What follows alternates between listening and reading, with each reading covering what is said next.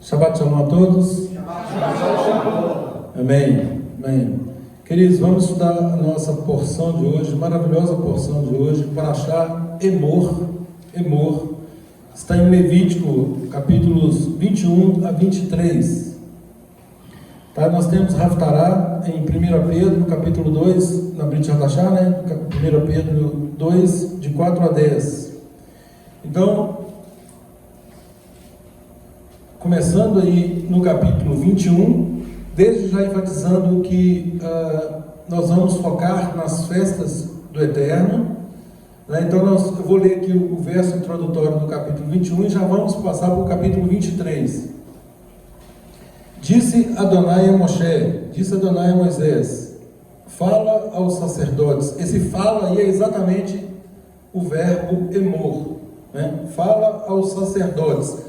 Nós estudamos nas porções anteriores que a orientação estava para o povo, para toda a congregação. Agora aqui o Eterno dá instruções específicas aos sacerdotes, incluindo aqui o sumo sacerdote.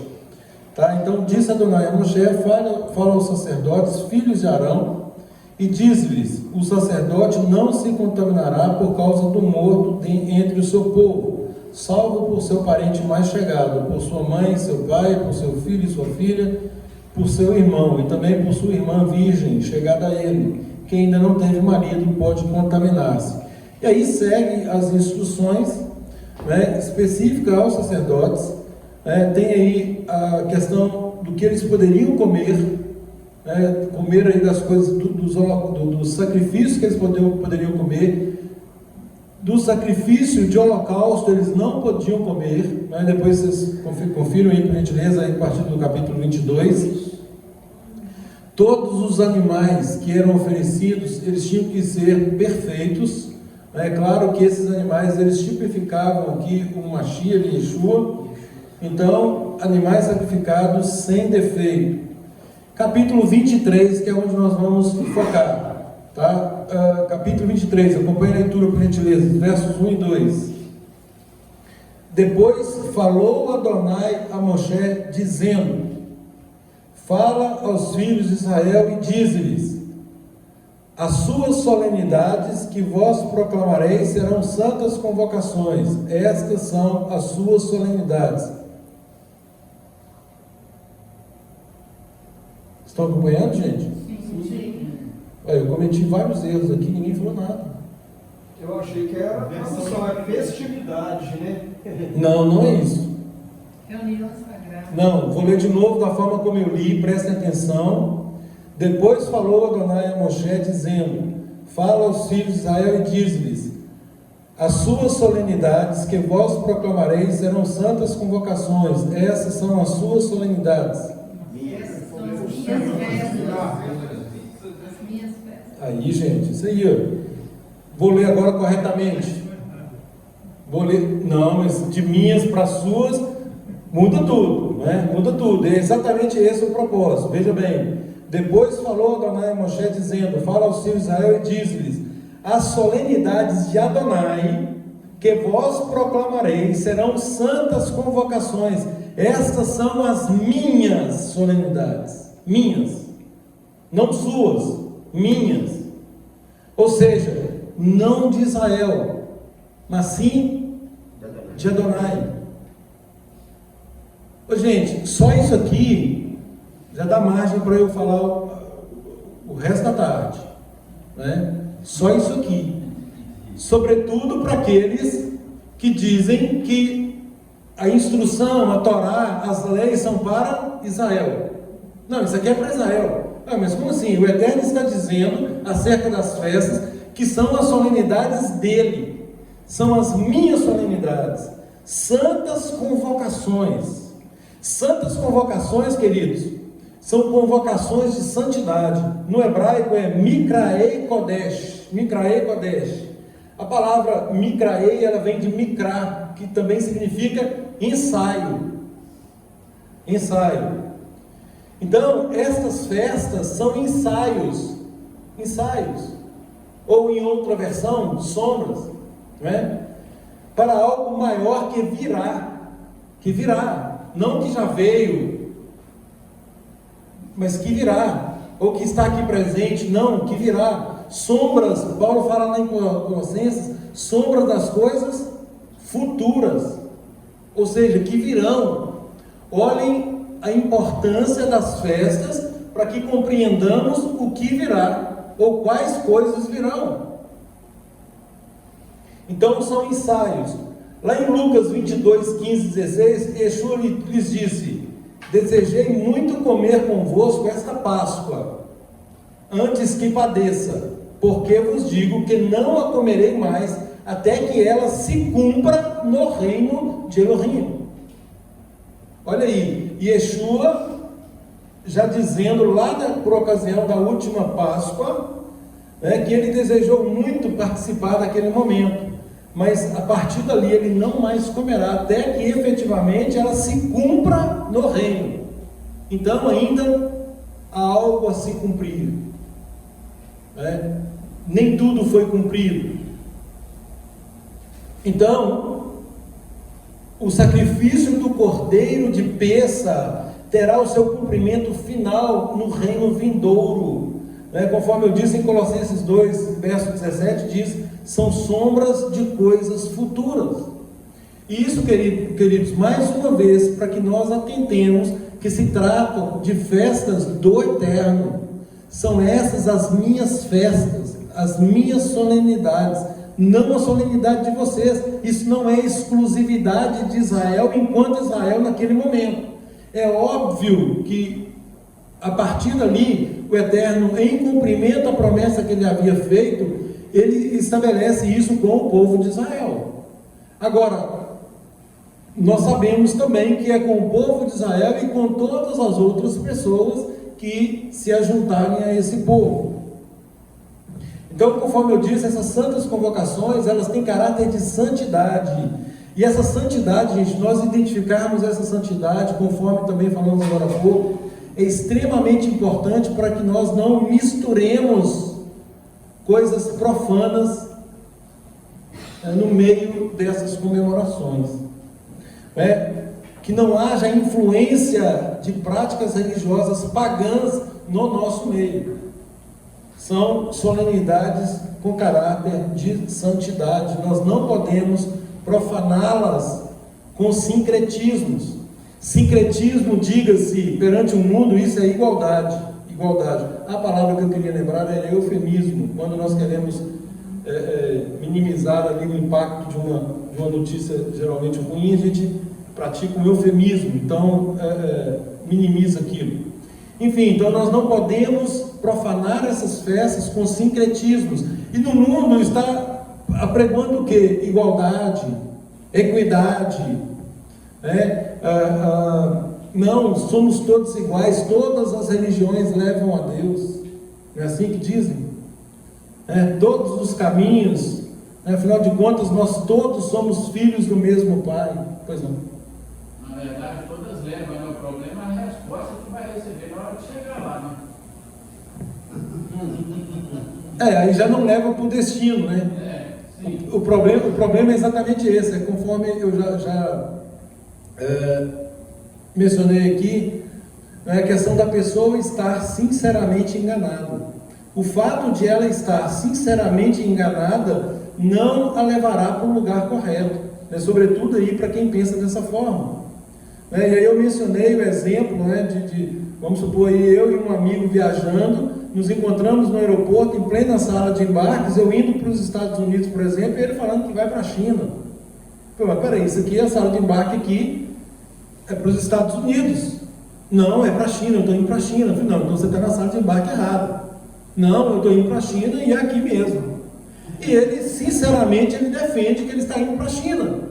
Não, meu amigo, você está indo para os Estados Unidos, meu passageiro para os Estados Unidos, eu conferi tudo, eu estou certo e você está no portão errado. Não, aqui vai me levar para a China. E ele entra no avião comigo, pronto, nós desembarcamos lá em Nova York. O fato de ele estar sinceramente enganado fez com que o avião mudasse a rota para atender? Não. Ou seja, ele está sinceramente enganado, mas ele vai pagar o preço. Uma informação equivocada que ele... Não conferiu, exatamente. Ele recebeu alguma instrução no curso aí da vida, ele recebe uma instrução errada e vai ali para uma sala de embarque que ele está pensando que é para o reino, e na verdade vai levá-lo para outro lugar. Então daí a importância aí do exemplo dos bereanos, né, para que nós possamos conferir nas Escrituras. E para isso é interessante que nós saibamos de tudo aquilo que o Eterno nos dá como instrução. E aqui essas festas, só por aí a gente já deve chamar a nossa atenção. São festas dele, são santas convocações, e que nós, obviamente, nós não podemos dar um cunho humanista a fim de aderir a sincretismos que ele não aprova, sob pena de profanar essas solenidades. A palavra solenidades aqui, queridos, na verdade ela vem de moed, que tem a ver com um encontro com um tempo, hora marcada, um lugar marcado, um tempo marcado. Então, mais uma vez, se é 7h30, é 7h30, se é 4 horas, é 4 horas. O encontro marcado é Shabat, às 4 horas. O encontro marcado é segunda, às 19h30. Não é outro o horário, nem é outro o local. A nossa versão aqui diz tempos designados. Exatamente, tempos designados. Agora, vejam o que diz Levítico 24, 22, fora aí da nossa porção de hoje, mas apenas para complementar, eu quero umas 2 versões, porque eu achei muito interessante a minha versão aqui, que é revista e atualizada, o que fala o capítulo 24, verso 22. Uma e a mesma instrução, a mesma lei havereis, tanto para o estrangeiro como para o natural, pois eu sou Adonai, vosso Elohim. Então, uma única lei, a mesma lei. Na minha versão aqui enfatiza, uma e a mesma. Tem versão diferente aí? Apliquem o mesmo padrão de juízo ao estrangeiro e ao natural da terra, porque eu sou Adonai, o Deus de vocês. Amém. Essa aqui é assim, uma só decisão judicial se aplicará a vocês, tanto ao residente estrangeiro como ao israelita, porque eu sou Adonai, vosso Deus. Então, gente, aqui nós temos um grave problema com o que nos foi ensinado aí ao longo de 2 milênios. Uma mesma instrução, uma mesma Torá, uma mesma lei, tanto para o natural quanto para o estrangeiro. Por quê? Porque Adonai diz que ele é o nosso Elohim. Então isso parte dele e ele tem um destinatário. O destinatário principal aqui é Israel, mas tanto para Israel quanto para o estrangeiro. A mesma lei, o mesmo encontro. Então, esse texto ele já nos mostra então que aqueles que querem fazer parte da comunidade de Israel por meio da adoção, agora por meio do enxerto, conforme Romanos 11, capítulo 11, nós vamos ler daqui a pouquinho, então ele quer se ajuntar ao povo do Eterno. Se ele quer se juntar, ele se submeterá à mesma lei. Isso não existe, de uma pessoa chegar para uma família e querer viver a lei que ela está acostumada a viver na família dela. Ou seja, ela vem do mundo com um tipo de comportamento, com uma anomia, não existe nem lei, ou quando é uma lei anárquica, querer implantar isso na família na qual ela está sendo adotada. Mas isso não existe. Então, se ela está sendo adotada, ela vem para esta família, ela está sujeita às mesmas normas que estamos sujeitos. Por quê? Porque um é o nosso Pai e Ele nos dá toda a instrução dele. E qualquer um que queira se ajuntar a nós, queira fazer parte da nossa família, ele se submete à mesma instrução, à mesma lei. E é interessante, gente, que quando as pessoas dizem, porque na verdade isso foi dado para Israel, isso é para judeu, isso é coisa de judeu, basta que pensemos um pouco, agora eu estou assim, vamos exercitar a nossa inteligência, basta que pensemos, para quem o Eterno, naquela ocasião, para quem o Eterno poderia ter dado a Torá dele? Para quem? Aos egípcios? Filisteus? Amalequitas? Hititas? Jebuseus? Ou qualquer outro dos muitos povos pagãos que estavam ali amaldiçoando a terra com a presença profana deles? Óbvio que não. E outra, né, nós sabemos que a escolha por Israel naquele momento, a libertação de Israel naquele momento da escravidão egípcia, se deveu ao pacto que ele havia feito com o pai do nosso povo, com Abraão.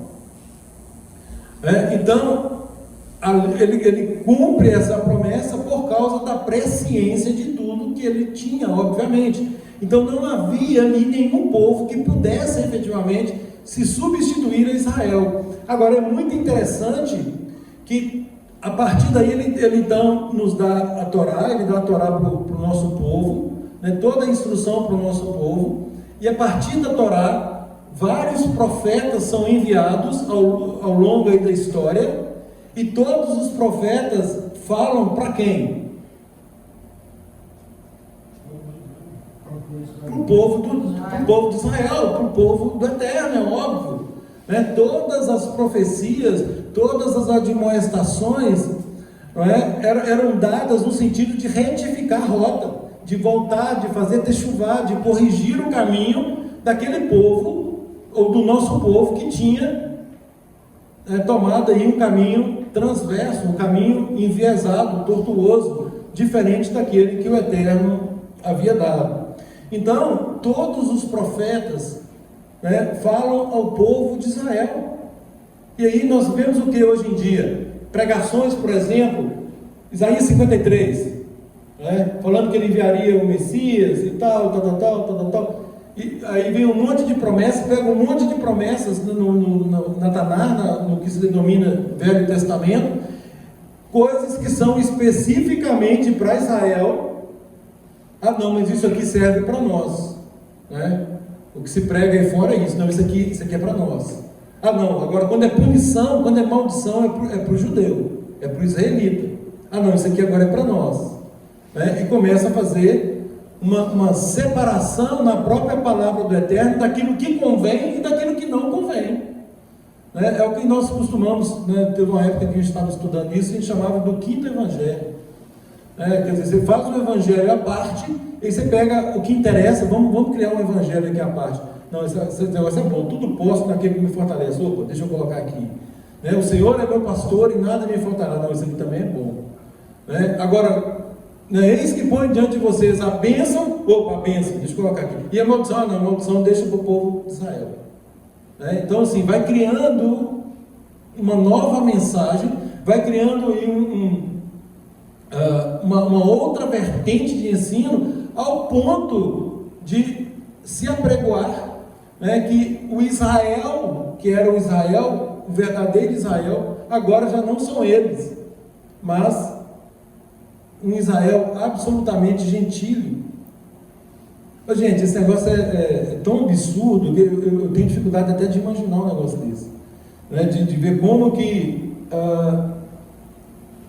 se consegue defender uma ideia dessa, né? Aí, não, mas depois com o Novo Testamento, mas espera aí, o que é Novo Testamento? Primeiro, isso não existe, né? Novo Testamento, Velho Testamento, isso é criação humana. Nós temos aí o Tanar, né? Torá, profetas e escritos, e nós temos agora a Brit Hadashah, a renovação da aliança em cumprimento à profecia que estava lá em Jeremias, né?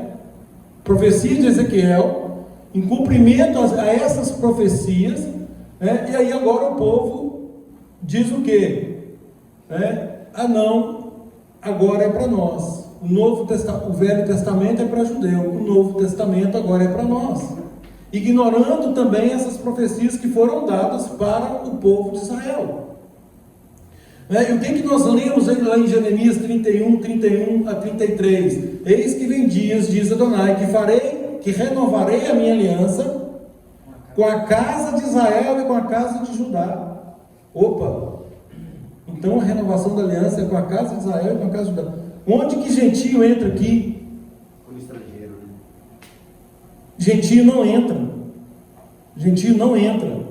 O gentio só entra, ou melhor, ele só vai entrar quando ele compreender que a aliança, ou as alianças, conforme lá em Romanos 9, a partir do verso 4, as alianças no plural pertencem a Israel. Dos israelitas são as alianças, o culto, as promessas, os patriarcas.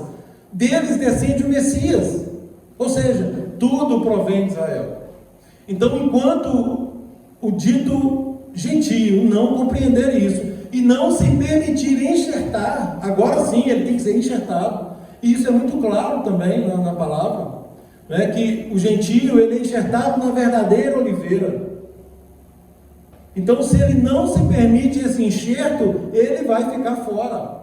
E não adianta pensar que vai ser enxertado segundo o seu próprio querer.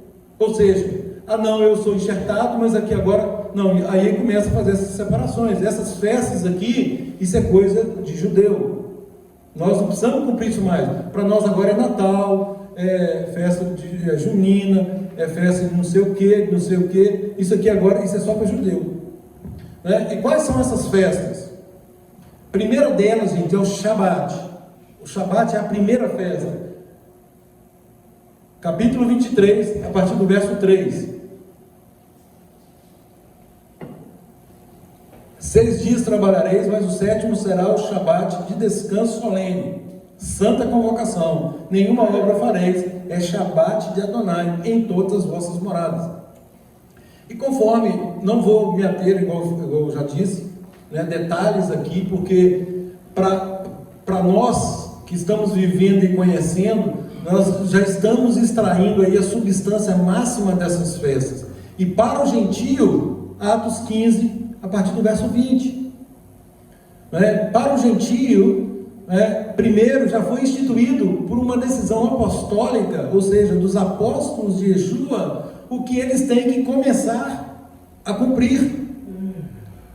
Atos 15, 20, abram lá por gentileza, para que fique registrado.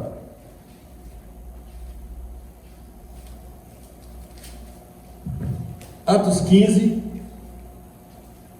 a partir do verso 19.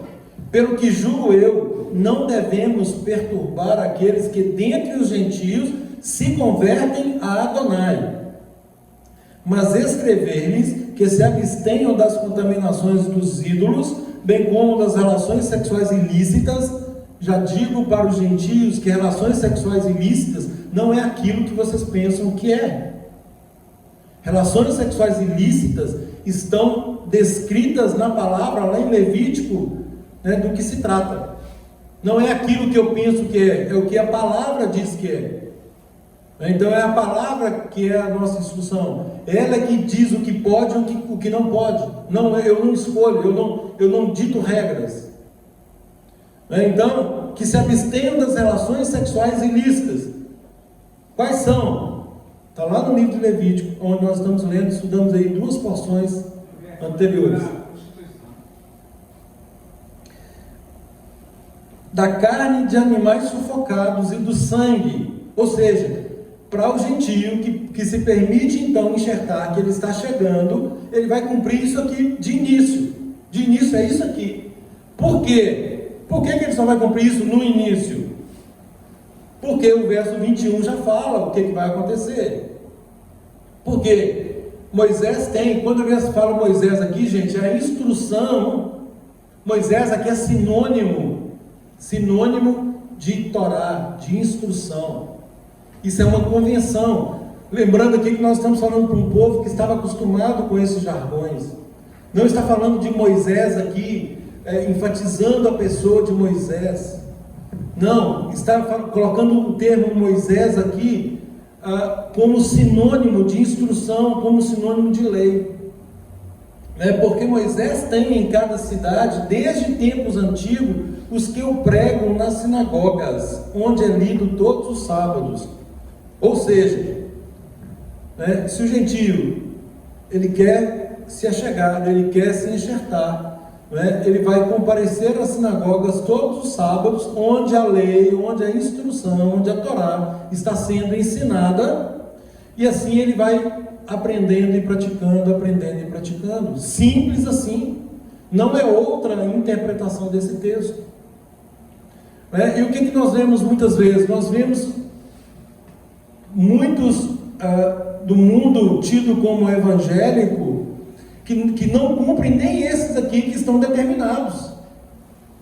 Opa, nós estamos debaixo da graça agora. Não, peraí, você está debaixo da graça, está certo, mas aqui em Atos 15, verso 20, está dizendo que você tem que se abster das contaminações dos ídolos.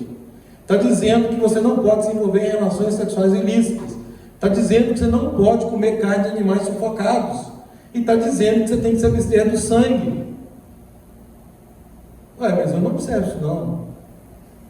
Eu estou debaixo da graça agora, isso aqui é coisa da lei. Não é coisa da lei, isso é Brit Hadashah, isso é o que vocês chamam de Novo Testamento. E é uma determinação apostólica que deve ser cumprida.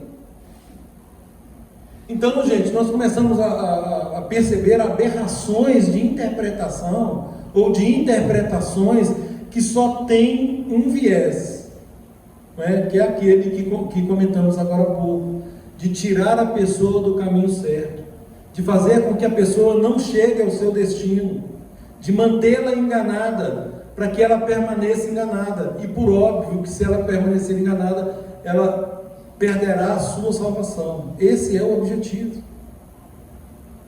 Agora, é muito simples de nos apercebermos disso por uma mera leitura.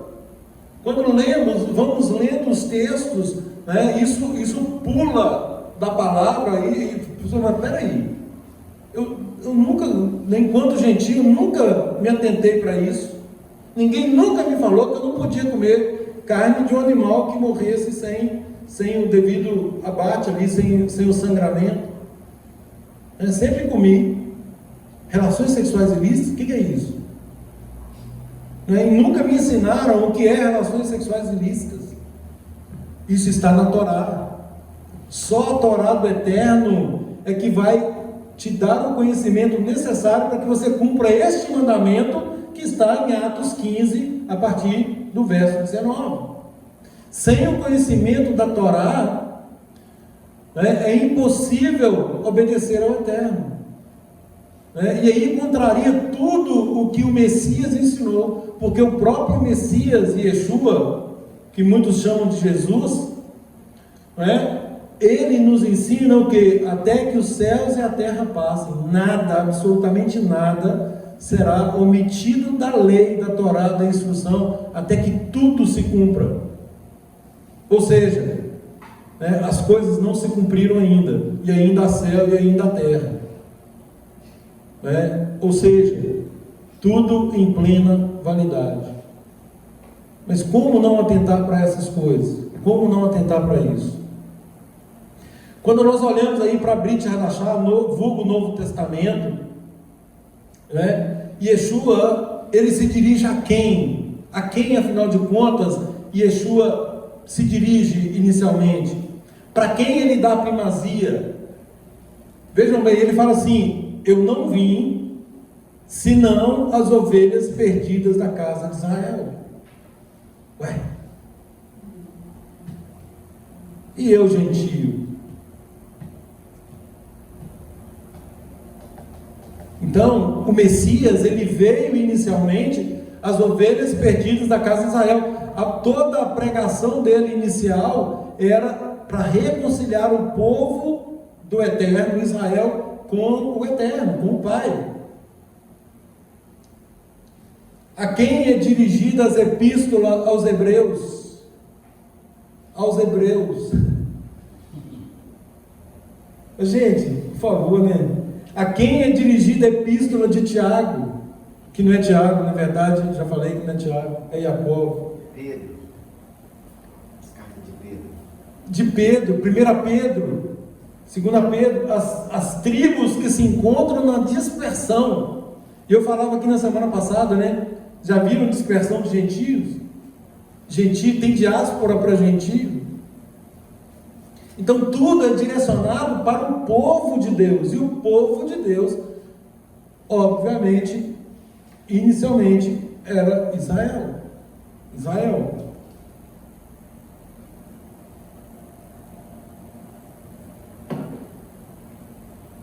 Então, queridos, santas convocações.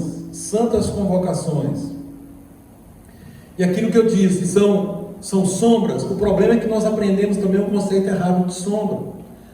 Isso são sombras. A realidade hoje é outra. Não, a realidade será outra. Yeshua veio, por exemplo, o sacrifício de Pêssar era uma sombra. Pêssar, ou seja, Páscoa, era celebrada ali, tipificando o sangue nos umbrais das portas, tipificando o sacrifício do cordeiro. Isso se cumpriu? Sim, se cumpriu. Agora, conforme eu disse aqui, isso só será plenamente cumprido por ocasião da instalação do reino, lá no 8º milênio. Nós estamos agora finalizando o 6º milênio, sabemos que está por vir aí muito próximo o reino milenar, o 7º milênio, que é o reino milenar de Yeshua, e depois nós entraremos no 8º milênio, que é propriamente a vida eterna. Aí sim, todos que forem aprovados durante esse interregno, nesse processo agora de uma vez regenerados, justificados, santificados, aí sim serão glorificados. Ou seja, é um processo. E todos que forem aprovados estarão com Yeshua no reino milenar, ou estarão com Yeshua no reino do Pai, a partir do 8º milênio, para se cumprir o verso que está escrito ali fora, 1 Coríntios 15, a partir do verso 26, 28 por ali, onde fala que quando tudo estiver sujeito aos pés de Yeshua, ele próprio se sujeitará ao Pai, ele entregará o reino ao seu Deus, ao seu Elohim. Ou seja, Yeshua tem um Deus, é o Pai. Ele vai entregar o reino ao Pai, para que o Pai seja tudo em todos. E isso é Brit Hadashah, 1 Coríntios, capítulo 15, versos 25, 26 até 30 por ali. Mas isso não é absorvido pelas pessoas que leem, acaba passando despercebido. Então, queridos, nessa cultura de que sombras é algo ruim e tal, inverte-se a importância do termo sombras,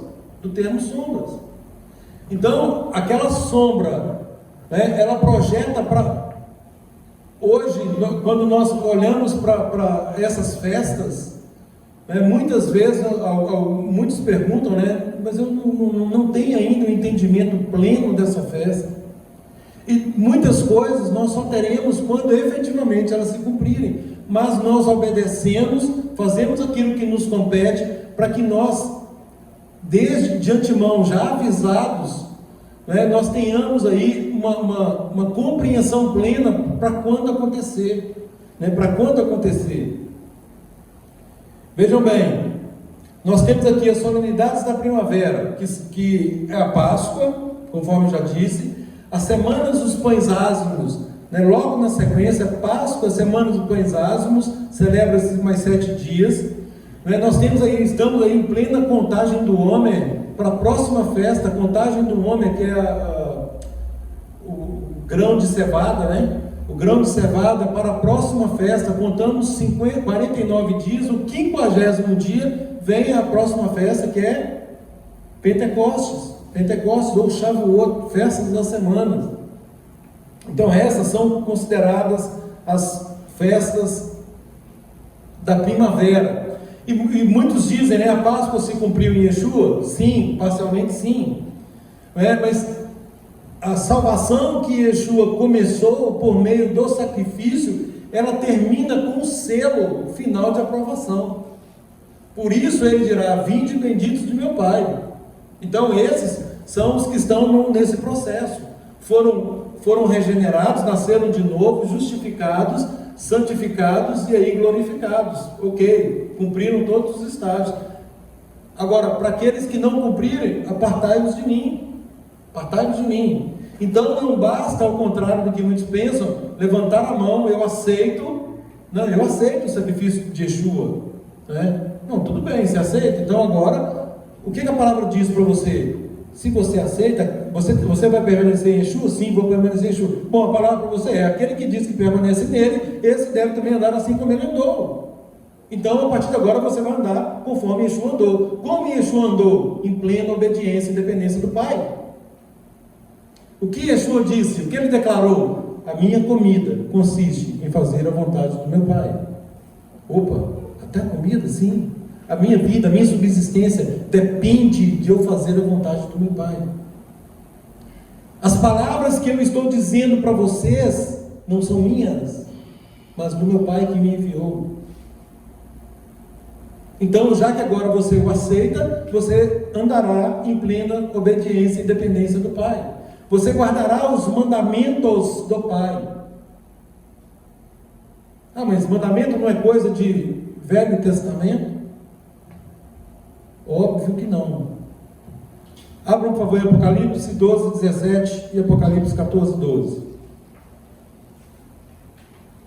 Apocalipse 12, 17. Aí, metaforicamente, irou-se o dragão contra a mulher. O dragão aqui é Satanás, a mulher aqui tipificando a igreja, a congregação, a carral, aquele lá, a sinagoga.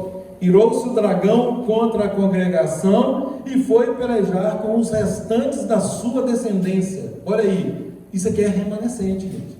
Isso é o restante da descendência. Quais?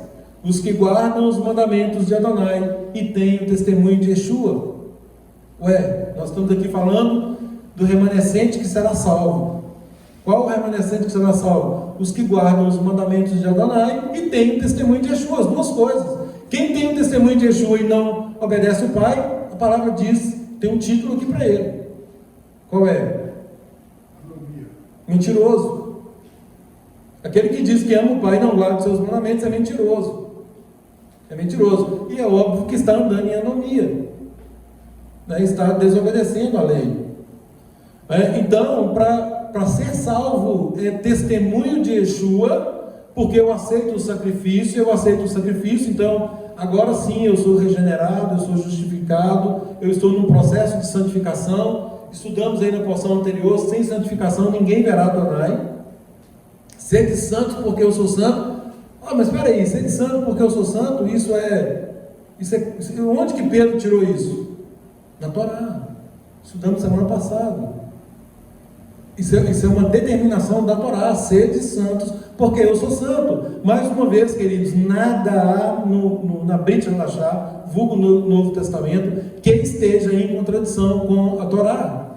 Não há contradição. Qualquer dúvida que alguém pense ser contradição é mera aparência de contradição. É uma contradição aparente, ela não é real. Basta uma interpretação de acordo com os padrões da Torá que essa dúvida desaparece. Isso é por causa dos conceitos que nos foram ensinados aí ao longo desses milênios. Então, Apocalipse 12, 17, irou-se o dragão contra a congregação e foi guerrear contra os restantes da sua descendência, os que guardam os mandamentos de Adonai e têm o testemunho de Yeshua. Olha aí o 14, 12. Olha aí, requer o quê? Perseverança. Aqui agora, mais ainda, perseverança. Aqui está a perseverança dos santos. Quais? Os que obedecem os mandamentos. E tem Se apegam à fé em Yeshua. a fé em Yeshua, a emuná de Yeshua, em Yeshua. Então a mesma coisa, guardam os mandamentos, estão firmes ali, né, no testemunho de Yeshua. Então esses são requisitos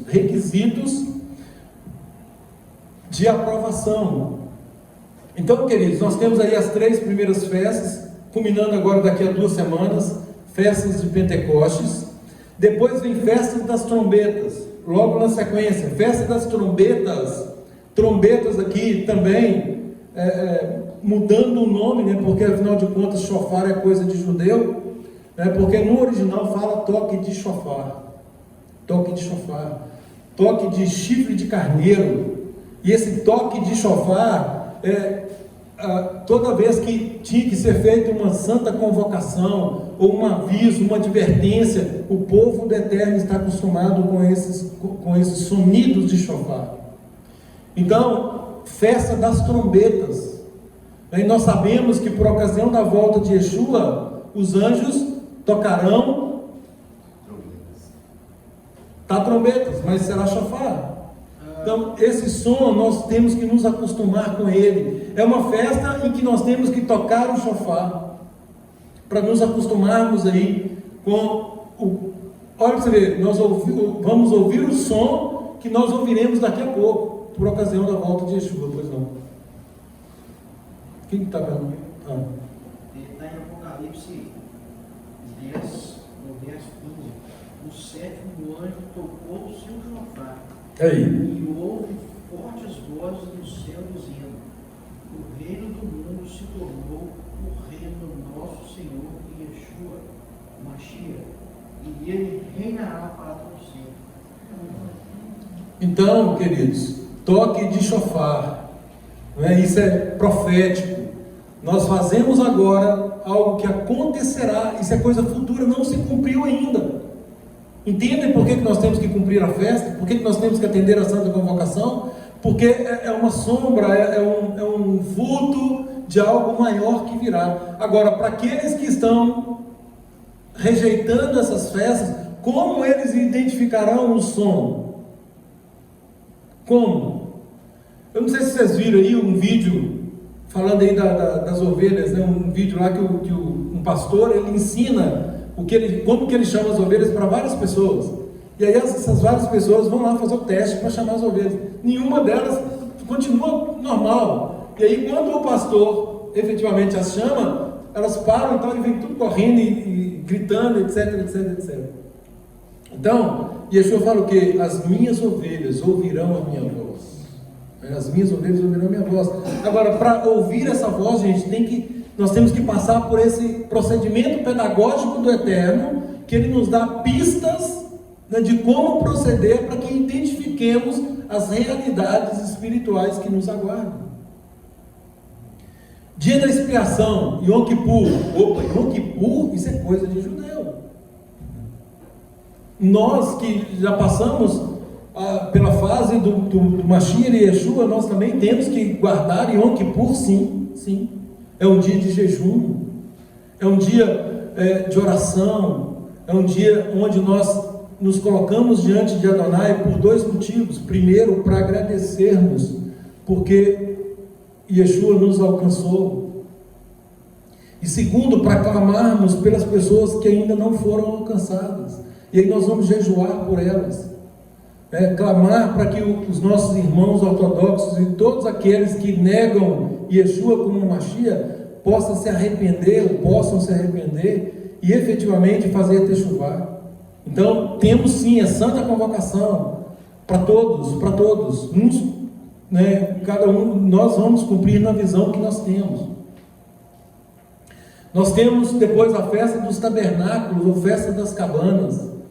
Isso tem a ver com o tempo do fim, efetivamente com a presença do Eterno conosco, do tabernacular, de ter a presença dele conosco. E aí finalizando o 7º e 8º milênio, efetivamente. Então, além essas são as festas do Eterno. O Eterno, eu comecei lendo, são as minhas solenidades, essas são as minhas solenidades, santas convocações. Agora, tem duas festas aqui, que efetivamente é do nosso povo, e que, nada obstante ser uma festa, lógico, elas não estavam, porque a Torá foi dada muito antes, a determinação para que as compramos, a primeira é a festa de Purim. Festa de Purim, está lá no livro de Esther, onde, após a maravilhosa vitória que o Eterno dá ao seu povo, no sentido de não ser sucumbido, permitindo que o povo se defendesse, foi instituído ali um feriado, um dia de comemoração, um dia de agradecimento ao Todo-Poderoso por esse livramento. Qual o problema? Nenhum. Volto a dizer, aqui sim nós temos uma festa tradicional, uma festa que não foi o Eterno quem determinou diretamente, mas nós cumprimos por tradição. Ah, mas se eu não quiser cumprir, entendo que não peca por isso, tá? Porque não está na Torá. É o princípio da legalidade aí. Mas tem instrução, uma instrução clara no próprio livro para comemorarmos. Assim como o primeiro Macabeus fala da festa de Hanukkah, ou festa das luzes. E aí tem uma menção de Yeshua, inclusive, inserido no contexto das festas das luzes, que também é uma vitória do povo do Eterno em relação àqueles que profanavam o templo. E aí tem uma orientação, né, para que se festeje também esta festa, a festa de Hanukkah. Então, gente, essas duas são festas do povo, festas de tradição, tá certo? Agora, todas as outras, Levítico 23, são festas do Eterno, santas convocações, né? Ninguém está isento de cumprir. Então, recapitulando, Páscoa. Primícias também, né? Depois pães ázimos. Sim, primícias, isso está incluído também, né? Pães ázimos, primícias, Pentecostes. Páscoa, resgatados e purificados pelo sangue do Machia, nós somos lavados aí pelo arrependimento, batismo, e aí nós entramos no processo de santificação. Pães ázimos, Paulo fala sobre isso, celebremos a festa. Olha aí, Paulo em 1 Coríntios, capítulo 6, ele fala, celebremos a festa. Pô, mas Paulo está falando para quem? É Novo Testamento? Está falando para quem? Aí fala pra gente. Celebremos a festa, né, agora com os asmos da sinceridade. Por quê? Porque nós somos limpos do pecado, das falsas doutrinas, da hipocrisia, né? Então, a prefiguração aí dos pães asmos, pães sem fermento, no caso aí, vidas agora destituídas do pecado, ou pelo menos, né, nós fomos purificados e agora nós temos a pretensão de andarmos em santidade, em santificação. Festa de Pentecostes, buscarmos aí sermos cheios do poder do Eterno, do Ruach HaKodesh, do Espírito dele, né? Para quê? Para que possamos produzir frutos para Ele, frutos de vida eterna, frutos dignos de arrependimento. Nós passamos pelo processo de arrependimento, de techuvá, e temos que produzir frutos agora compatíveis com isso que nós estamos fazendo. Não faz sentido, né, nós falarmos que estamos retornando às raízes da nossa fé e continuarmos agindo assim como agíamos antes, praticando coisas que para muitos ímpios são absurdas, né, não faz nenhum sentido. Então, frutos dignos de arrependimento, frutos visíveis de uma pessoa que efetivamente nasceu de novo.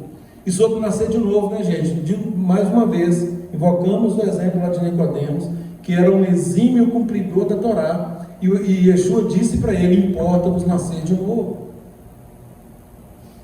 Ele não estava falando ali para um rebelde, né, mas ainda assim tinha que nascer de novo.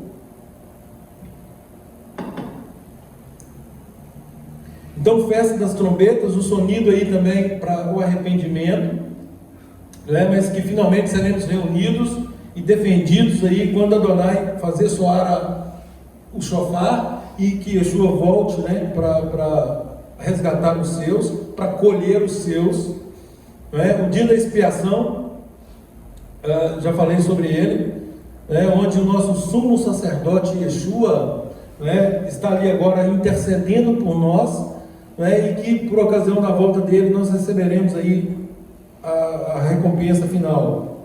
Festa dos tabernáculos, uma festa de um povo que foi salvo, né, conforme o Aguinaldo falou aqui. Nós temos motivo demais para celebrarmos com muita alegria, né, porque nós somos salvos, nós estamos agora reunidos a uma família com título de nação sacerdotal, né. Então nós partilhamos agora da herança de Yeshua, nós somos co-herdeiros com Ele. Olha que beleza, né? E obviamente estaremos com Ele também por ocasião do milênio e vida eterna.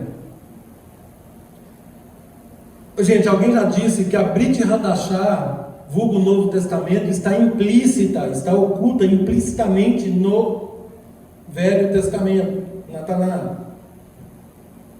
E a Tanar está patente no Novo Testamento. Então não há como dissociar. Quando nós olhamos hoje, que nós cremos na unidade da instrução, quando nós olhamos para Tanar, nós vemos ali várias coisas que estão contidas lá na Brit Hadashah. E quando nós lemos a Brit Hadashah, nós encontramos a Torá em pleno movimento, por causa daquilo que Yeshua disse. E Yeshua, lá em João 5,39, ele disse: examinais as Escrituras. Que Escrituras? Quais Escrituras que existiam na época? Somente a Tanar, somente o Velho Testamento. Então Yeshua está dizendo: examinais as Escrituras, porque julgais ter nela a vida eterna. E elas dão testemunho de quem? Dele. Elas dão testemunho dele. Examinem, gente, examinem, confiram aí nas Escrituras, porque elas estão dando testemunho de mim. Não existia, gente, Brit Hadashah. Brit Hadashah começou a ser escrita ali 70, 80, 100 anos depois. E Yeshua acrescenta ainda: se de fato vocês crescem em Moisés, também crerias em mim, porquanto ele escreveu a meu respeito. Se, porém, não credes nos seus escritos, como crereis nas minhas palavras? Yeshua estava chamando a atenção aqui dos legalistas, aqueles que, mesmo conhecendo as Escrituras, eles foram admoestados aqui a examiná-las. Vocês não estão fazendo direito. Confiram aqui que vocês vão me ver aqui. Moisés escreveu aqui acerca de mim. Elas testificam a meu respeito.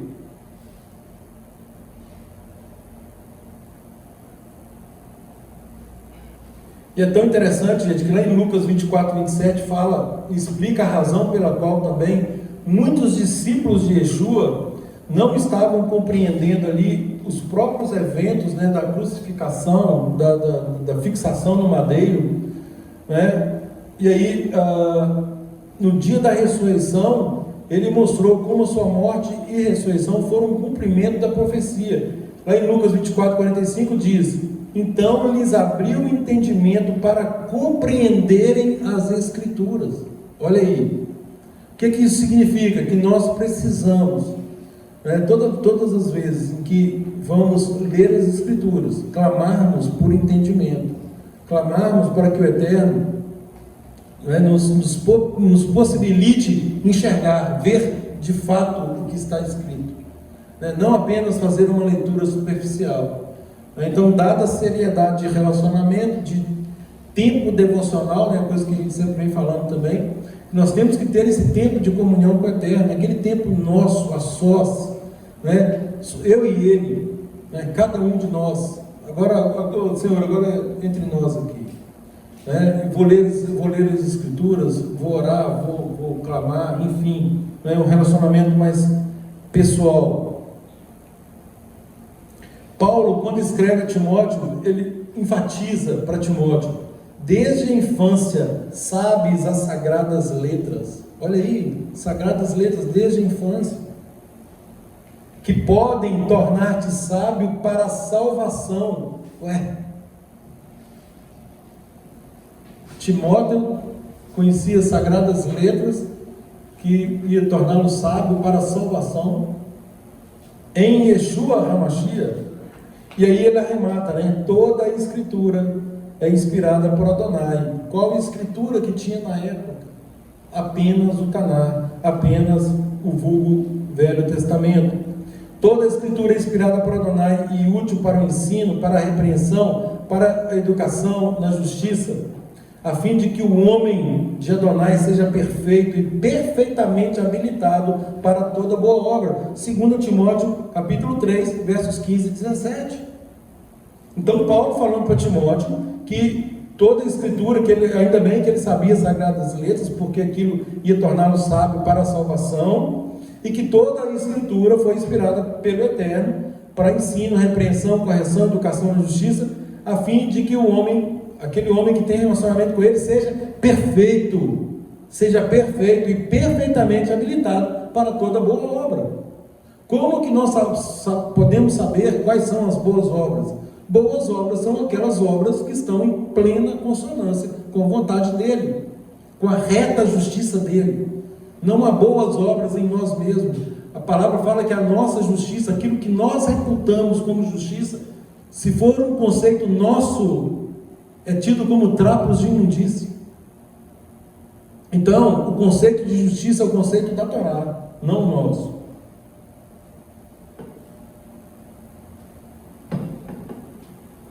Eu estou enfatizando esses textos, queridos, exatamente para confrontar aqueles que pensam que essas festas, essas santas convocações, que está lá no vulgo Velho Testamento, né, que é a porção de hoje que nós estamos estudando, que isso é só para o povo de Israel, né, para que não sejam enganados, para que amanhã ou depois, quem ouvir essa mensagem, né, ele não mais vai poder dizer: ninguém nunca me falou isso, ninguém nunca me falou isso. Então, que sirva como advertência. E aí, queridos, nós temos N exemplos na Brit Hadashah, né, enfatizando aí os mandamentos, né, em toda a Tanar. Lá em Mateus 4, de 4 a 10, Yeshua, em diálogo com o adversário, né, ele disse: está escrito, está escrito, está escrito, citando obviamente a Torá, está escrito na Torá, na Torá. Lá no diálogo com o jovem rico, Mateus 19, 16 a 19, repete em Lucas 10, 25 a 28, também é mencionado: você quer entrar na vida? Senhor, o que deve fazer para herdar a vida eterna? Se você quer entrar na vida, guarde os mandamentos. Ué, mas quais? Esse. Citou ali os da segunda tábua. Senhor, tudo isso eu tenho feito desde a minha meninice, desde que eu era pequeno, desde jovem. Tudo isso eu tenho observado. Só que Yeshua sabia que não era verdade. Ele estava descumprindo ali o primeiro mandamento. O Deus dele, na verdade, ali era outra coisa, eram os bens. E quando Yeshua toca nos bens, a palavra diz que ele sai triste. Triste. Tiago, quando ele vai falar de respeito às pessoas, né, muita gente acha que ele está criando alguma coisa nova ali. Não, ele está citando o Decálogo. Ele cita Tiago 2, versos de 8 a 12. Ele cita ali vários dos mandamentos. Pedro também, quando ele fala, falei agora há pouco, né, quando ele determina que nós temos que ser santos, sede santos porque eu sou santo, 1 Pedro 1,16, ele está citando Levítico capítulo 11, verso 44, está citando a Torá: eu, Adonai, vosso Deus, portanto, eu sou Adonai, vosso Elohim, portanto, vós vos consagrareis e sereis santos, porque eu sou santo.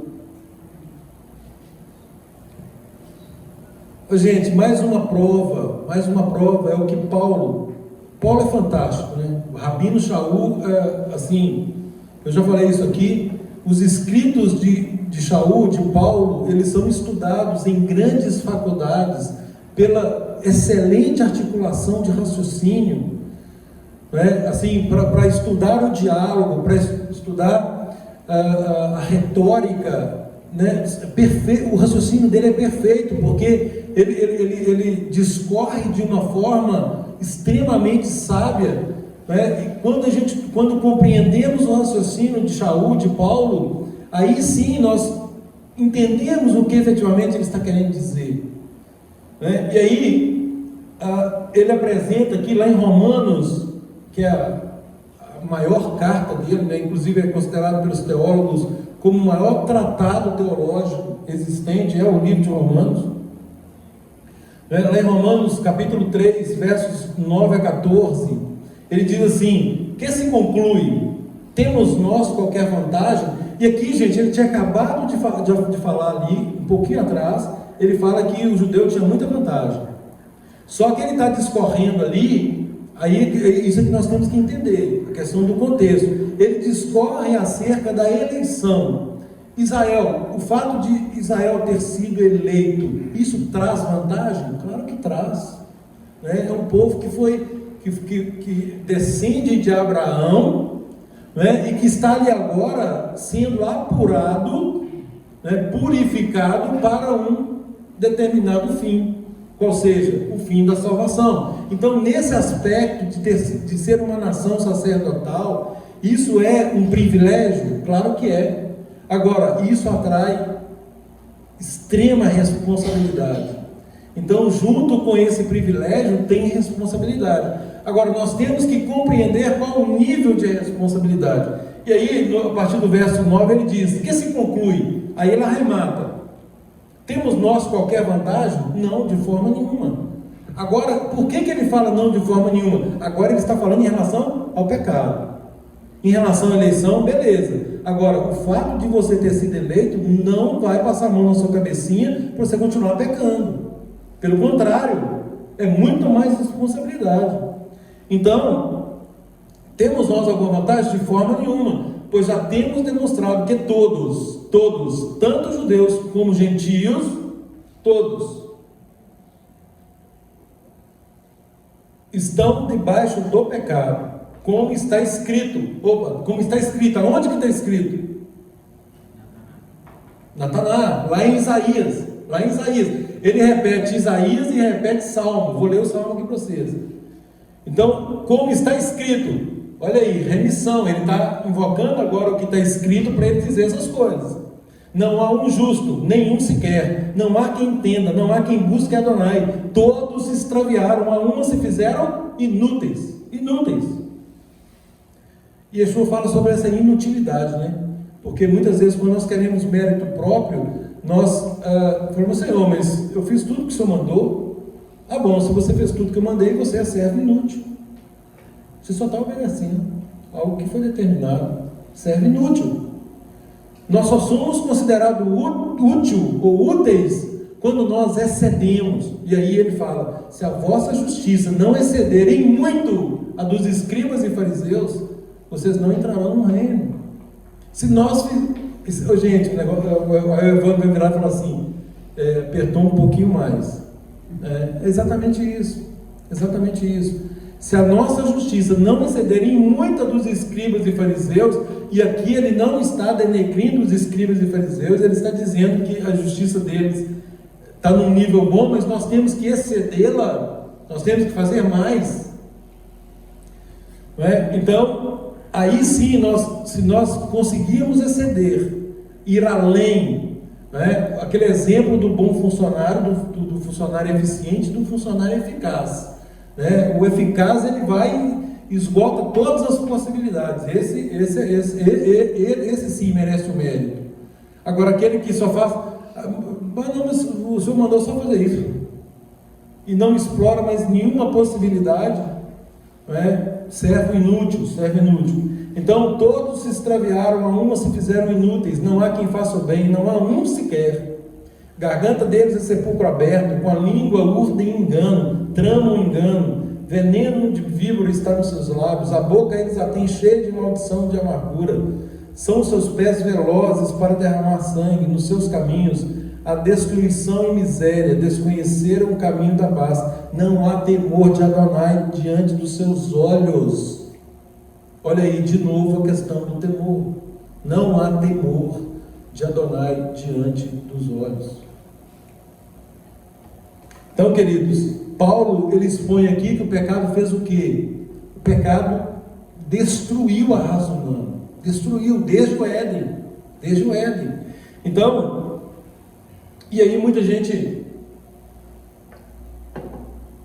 num outro raciocínio falaz, mentiroso, né, coisa do diabo de apresentar falácia, fala assim: essa questão de lei é coisa de Moisés, é coisa de judeu, né? E aí começam a falar que a lei foi dada lá no Sinai, né? Mas antes do Sinai, e o povo que viveu antes do Sinai? Me ajuda aí. É uma pergunta. Lei oral.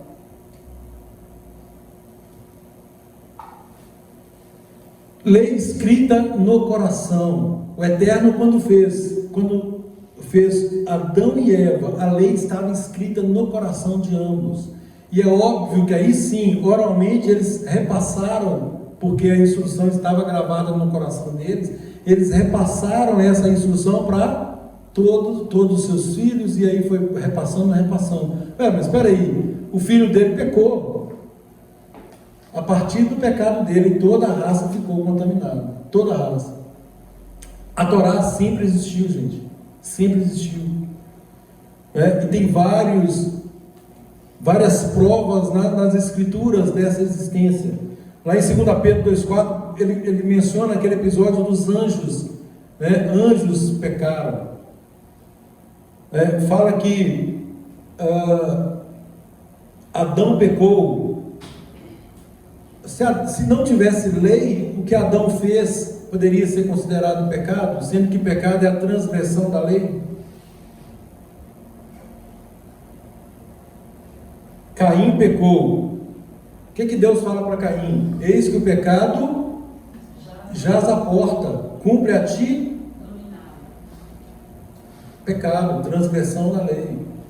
Transgressão da lei. Isso tudo prova, gente, que a lei sempre existiu. O que foi dado no Sinai foi a compilação agora escrita, porque o povo estava o quê? Totalmente desviado, totalmente sem lembrança. Depois de 430 anos alheios à vontade de Adonai, aí sim, agora vem tudo o que estava antes, que foi ensinado lá atrás, oralmente, agora está codificado.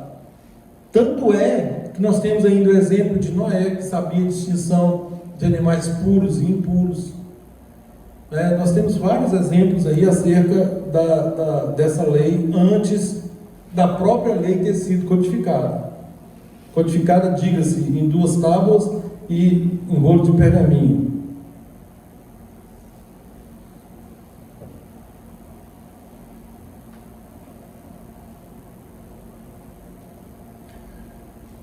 Já finalizando, queridos, lá em Efésios 2,3, Paulo fala assim: anteriormente, todos nós também caminhávamos entre eles, buscando satisfazer as vontades da carne, seguindo os seus desejos e pensamentos, e éramos, por natureza, destinados à ira.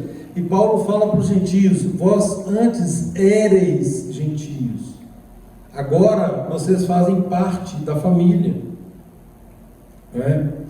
Romanos 9, 4, 8, são israelitas, pertence-lhes a adoção e também a glória, as alianças no plural, a legislação, a Torá, olha aí, o culto e as promessas, deles são os patriarcas, e também deles descende o Messias, segundo a carne, o qual é sobre todos. Que o Eterno seja bendito para todos sempre, amém. Não pensemos que a palavra de Adonai haja falhado, porque nem todos os de Israel, aqui está o remanescente, olha aí, não pensemos que a palavra de Adonai haja falhado, porque nem todos os de Israel são de fato israelitas, olha aí, nem por serem descendentes de Abraão são todos seus filhos, mas em Isaque será chamada a tua descendência, isto é, esses filhos de Adonai não são propriamente os da carne, mas devem ser considerados como descendência do filho da promessa. Pois não? Depois eu quero falar sobre a festa, uma observação. Pode ser agora? Não, só um minutinho. O enxerto dos gentios para que façam parte da família de Adonai e pratiquem essas festas. Romanos 11, 12 a 24. Ora, aí Paulo fala da transgressão do povo de Israel. Se a transgressão deles redundou em riqueza para o mundo e o seu abatimento em riqueza para os gentios, quanto mais a sua plenitude. Dirijo-me a vós outros que sois gentios. Visto que eu sou apóstolo dos gentios, glorifico o meu ministério, para ver se de algum modo posso incitar a emulação do meu povo e salvar alguns deles. Olha aí, e salvar alguns deles. Paulo não está dizendo que todos serão salvos. Eu estou fazendo isso aqui para provocar ciúme no meu povo e de algum modo salvar alguns. É isso que ele está dizendo. E aliás, em outra passagem ele fala que ele se entregaria. Ele poderia ficar de fora do reino se ele soubesse que isso fizesse com que o povo, que ele salvasse alguns do seu povo, de tanto que ele ama o povo. Porque se o fato de terem sido eles rejeitados trouxe reconciliação ao mundo, que será o seu restabelecimento, se não vida dentre os mortos? E se forem santas as primícias da massa, igualmente o será a sua totalidade. Se for santa a raiz, também os ramos o serão. Se, porém, alguns dos ramos foram quebrados, olha aí, então alguns dos ramos de Israel foram quebrados, e tu, sendo oliveira brava, fosse enxertado no meio deles, e a partir daí te tornaste participante da raiz e da seiva da oliveira, não te glorie contra os ramos, ou seja, não vai falar mal deles. Porém, se te gloriares, sabe que não és tu que sustentas a raiz, mas a raiz a ti. Dirás, pois, alguns ramos foram quebrados, aí agora vem a jactância, né? Não, lá, o Eterno quebrou eles para me colocar lá. Alguns ramos foram quebrados para que eu fosse enxertado. Bem, pela incredulidade deles foram quebrados. Tu, porém, mediante a fidelidade estás firme. Não te ensoberbeças, mas teme. Porque se Adonai não poupou os ramos naturais, também não te poupará. Considerai, pois, a bondade e a severidade de Deus. Todo mundo considera a bondade de Deus, mas não quer saber do juízo dele. Considerai, pois, a bondade e a severidade dele. Para com os que caíram, severidade, mas para contigo a bondade. Se nela permaneceres. Olha aí, se permaneceres. Então, uma pessoa que foi enxertada, ela pode ser arrancada de novo. Então, permaneça. Permaneça. Tu estás firme, né? Então, e tu não te soberbeças, mas teme, porque se Adonai não poupou os ramos naturais, também não te poupará. Considerai, pois, a bondade e a severidade, para com os que caíram severidade, mas para contigo bondade. Se nela permaneceres, doutra sorte, tu também será cortado. Eles também, olha aí, então, doutra sorte, tu serás cortado. Eles também, se não permanecerem na incredulidade, serão enxertados. Ou melhor, reenxertados, né? Pois Adonai é poderoso para os reenxertar. Pois se fosse cortado, daqui por natureza era oliveira brava, e contra a natureza fosse enxertado em boa oliveira, quanto mais não serão enxertados na sua própria oliveira aqueles ramos naturais?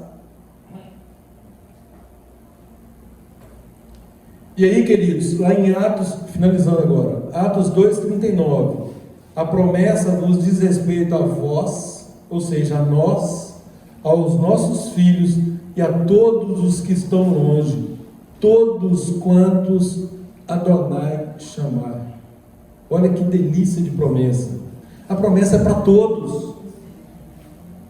A promessa é para todos, não é apenas para o nosso povo.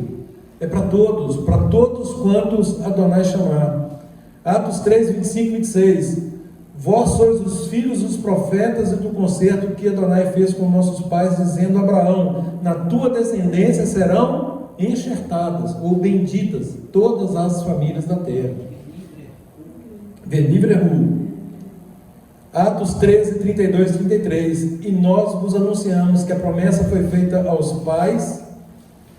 A promessa que foi feita aos pais, Adonai a cumpriu a nós, seus filhos, ressuscitando a Yeshua. E por fim, repetindo o texto de Efésios 2,12, naquele tempo estavam sem Yeshua, separados da comunidade de Israel, estranhos aos concertos da promessa, não tendo esperança e sem Adonai no mundo. Agora, uma vez que são enxertados, uma vez que fazem parte da família do Eterno, né, submetam-se à belíssima instrução do Eterno, né, e aí cumpram, atendam a essas santas convocações, cumpram, né, esses mandamentos e toda a instrução dele, né, contida em sua Santa Torá. Pois não. Eu não queria interromper a sequência não, tá? Então, eu queria só adiantar a mão, isso é muito antes. Mas sobre as festas, eu queria fazer uma observação. No Salmo 16 fala que na presença de Adonai há plenitude de alegria, e na sua destra delícias perpetuamente. São 7 festas anuais e uma festa semanal. O ano de 2022 tem sábados. Então, quer dizer, 53 com 7, nós temos 60 festas específicas dele. Né? A cada semana, se nós paramos, nos abstraímos dos nossos problemas, para nos prepararmos para o Shabat, olha quanto sofrimento nós poupamos, quanto estresse a gente fica livre dele, né? Então, é maravilhoso, que alegria que é servir esse Deus, maravilhoso. Amém. Queridos, lá em Lucas 40, Lucas 19, 40, diz assim, os fariseus falam com Yeshua, pede a Yeshua que repreenda os seus discípulos. E Yeshua disse assim: digo-vos que se esses se calarem, as próprias pedras clamarão. Então, para achar de hoje, para achar Emor, fale. Se nós nos calarmos, né, nós pagaremos um alto preço por nosso silêncio, por nossa negligência. Né? E o Eterno pode determinar que as pedras clamem. Isso mesmo. E por fim, queridos, Oséias 6,3 diz assim: conheçamos e prossigamos em conhecer a Adonai. Olha aí, caminhada progressiva, gente. Nós estamos conhecendo, vamos prosseguir conhecendo cada dia mais. A sua ascensão é tão certa quanto a aurora, e ele virá a nós como a chuva da primavera que rega a terra. E finalizando agora de verdade, não poderia deixar de falar esse verso, Miqueias 4:2. Muitas nações virão e dirão: vinde, subamos ao monte de Adonai, a casa de Elohim de Jacó, para que nos instrua nos seus caminhos e andemos nas suas veredas, porque de Sião sairá a lei e a palavra do Eterno de Jerusalém. Shabbat shalom a todos.